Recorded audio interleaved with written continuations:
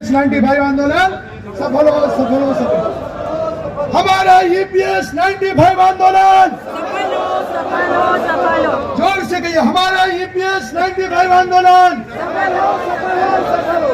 इन्हीं शब्दों के साथ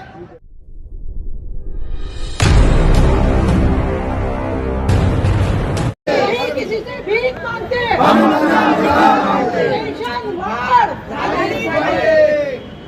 मैं आप सबकी ओर से हमारी इस नारी शक्ति को नमन करता हूं, वंदन करता हूं और उनके कार्य को सलाम करता हूं। हम सब एक बार ताली बजा के इनका शब्द सुमनों से और तालियों से स्वागत करें।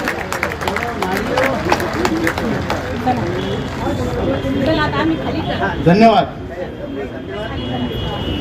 दिल्ली टीम, हमारे बहुगुणा जी जिन्होंने पूरी अरेंजमेंट की है। अरेंजमेंट में पुलिस परमिशन से लेके ये सब स्टेज, ये सब कुछ उन्होंने किया है।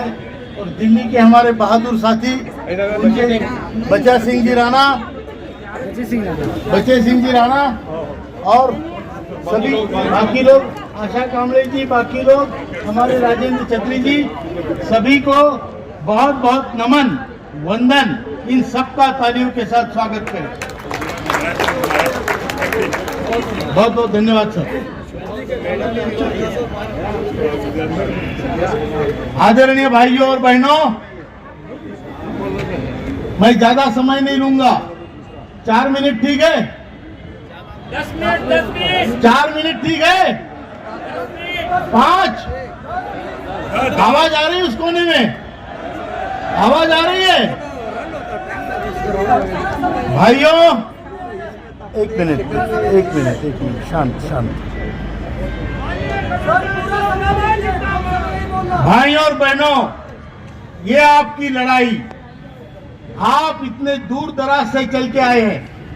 कोई 2000 किलोमीटर, कोई 2500 किलोमीटर। आसाम से, त्रिपुरा से लोग आए हैं, तमिलनाडु से लोग आए जहां बाढ़ आई हुई है। मैं आपको इसलिए धन्यवाद सबसे पहले कहना चाहता हूं कि 132 ट्रेनें सरकार ने कैंसिल की है। ये सरकार का डर था, आपके प्रति उनकी श्रद्धा थी, डर के मारे उन्होंने ट्रेनें बंद कर दी है। 132 ट्रेनें इसलिए बंद की, उन्होंने कहा दिल्ली में कोहरा है। आपने कोहरा देखा दिल्ली में? तो ये ट्रेनें क्यों बंद कर दी गई? क्योंकि ईपीएस 95 के वृद्ध समाज से, ज्येष्ठ समाज से सरकार भी डरती है। सरकार डरती है हमसे और इसीलिए ट्रेनें रद्द कर दी। नहीं तो आज ये ग्राउंड कम पड़ता, इतने लोग रिजर्वेशन कैंसिल करना पड़ा। फिर भी जो लोग हमारे आए, हमारे नांदेड़ के भाई तो ट्रक में भर के आए। ऐसे लोगों को मैं सलाम करता हूं, आप सबको, जिन्होंने ये जज्बा दिखाया है।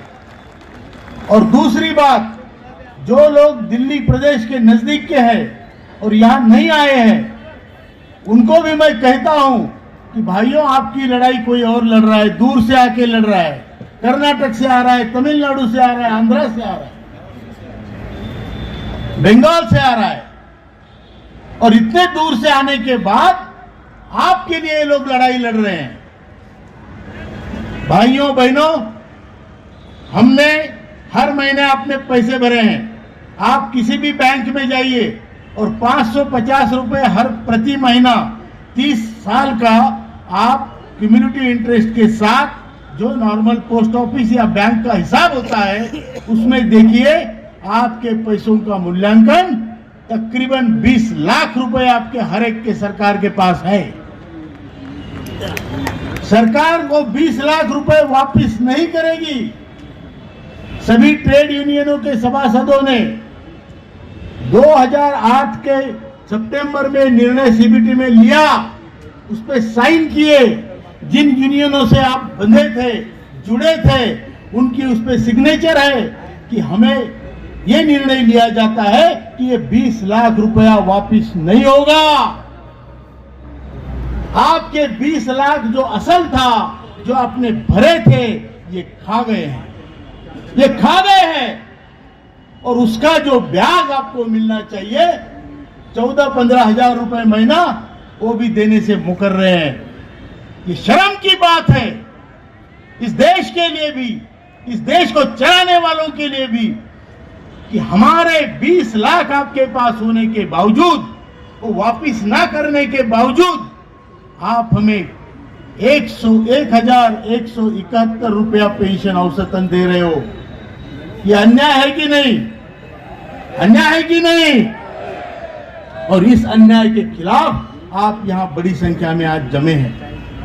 मैं आपको विश्वास दिलाता हूं कि आपकी आवाज, आपका पुण्य प्रताप, आपका पराक्रम, आपने जिंदगी भर की हुई तपश्चर्या का फल अभी मिलेगा, इसी सेशन में मिलेगा।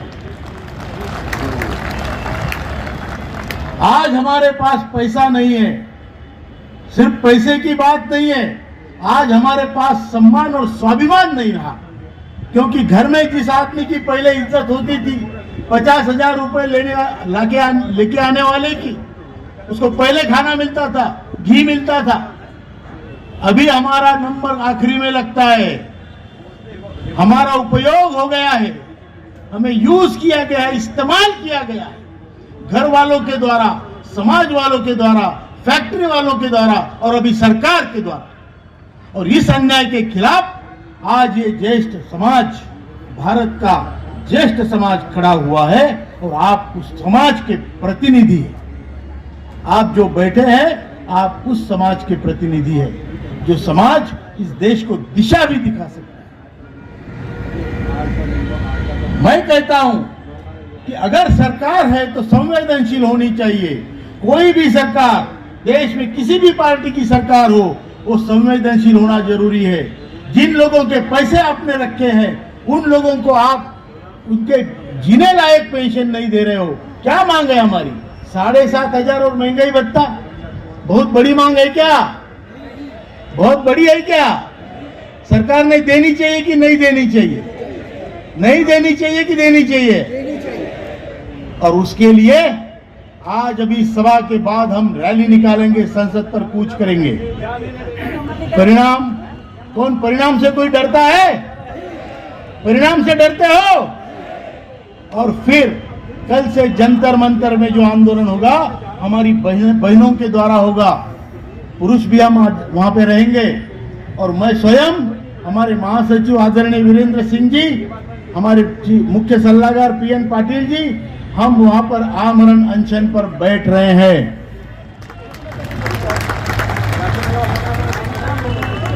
हम तीन क्यों बैठ रहे हैं? क्योंकि मैं लोगों को ये नहीं बोलना चाहता कि आप बैठो, वो हमारी जाति होगी। आपको कहना मरने के लिए तैयार हो जाओ, ये मेरी जाति होगी। ये जिम्मेदारी हम लेते हैं।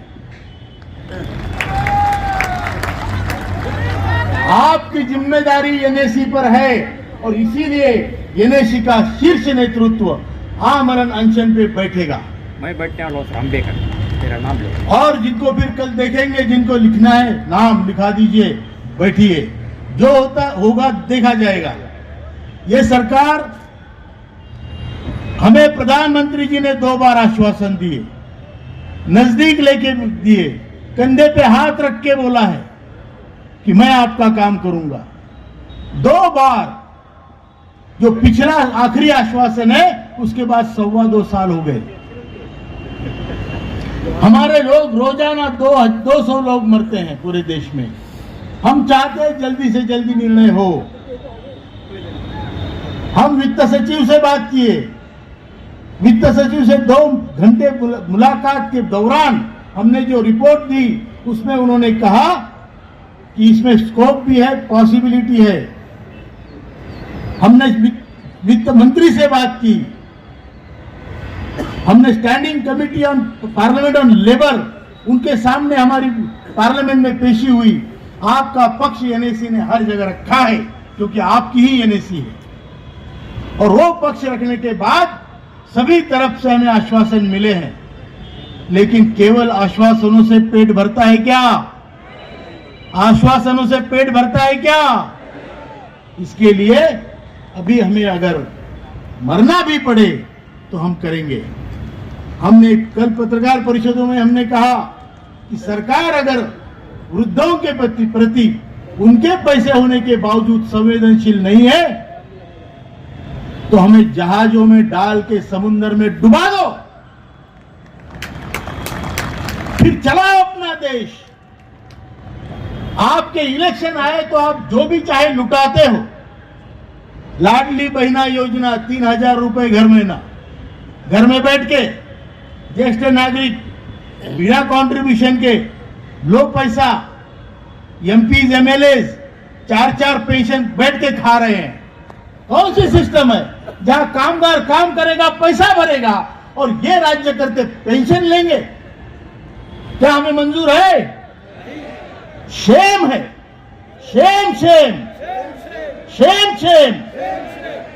तो ये इस तरीके से देश चलाने वालों को मेरी रिक्वेस्ट है, दरख्वास्त है कि इन लोगों की तरफ देखो, हमारी तरफ देखो। हम भी यहाँ के नागरिक हैं, हम भी खपे हैं, हमने भी काम किया है, हमारे बाप ने भी काम किया है और इस देश को आगे बढ़ाने में, विकास करने में देश के मजदूरों का हाथ है, मन है, जान है। और इनकी तरफ अगर आप नहीं देखोगे तो फिर मैं गारंटी देता हूं कि हम उनकी तरफ अगले इलेक्शन में देखेंगे। मंजूर है? मंजूर है? मैं ज्यादा बात नहीं करूंगा। यहां फिर से एक बार आपको सबको धन्यवाद देता हूं कि आप यहां तक आए। अब रैली निकलेगी, महासचिव जी, हमारे चीफ कोऑर्डिनेटर रमाकांत नरगुन जी और हमारे उपाध्यक्ष, राष्ट्रीय उपाध्यक्ष, सब लोग आपको बता रहे हैं क्या करना है। हमें रैली निकालनी है, डिसिप्लिन से निकालनी है, झंडे ऊपर तक उठाने हैं और झंडे वाले सामने ना रहते हुए पीछे भी रहो, नहीं तो रैली छोटी लगती है। बड़ी रैली निकालेंगे, घोषणा देंगे। अब मैं 2 घोषणा देता हूं। हम सब आवाज, बुल्ढाना में आपके भाई लोग, बुल्ढाने के आपके ईपीएस 95 के निवृत्त कर्मचारी भाई लोग पिछले 1810 दिनों से अनशन पे बैठे हैं, दिन रात बैठे हैं, रात में भी बैठते हैं, दिन में भी बैठते हैं, आपके लिए बैठे हैं। वहां यज्ञ की धुनी लगाई गई है और आज उसके यज्ञ का हम परिपाक यहां पर करने जा रहे हैं। हम सब